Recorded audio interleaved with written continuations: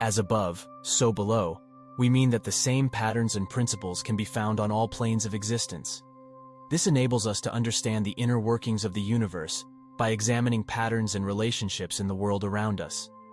It is the bridge that connects the tangible with the intangible, the seen with the unseen, and the known with the unknown. The concept of correspondence also emphasizes the interconnectedness of all things. From the smallest atoms to the vast galaxies, every aspect of creation is a reflection of the whole.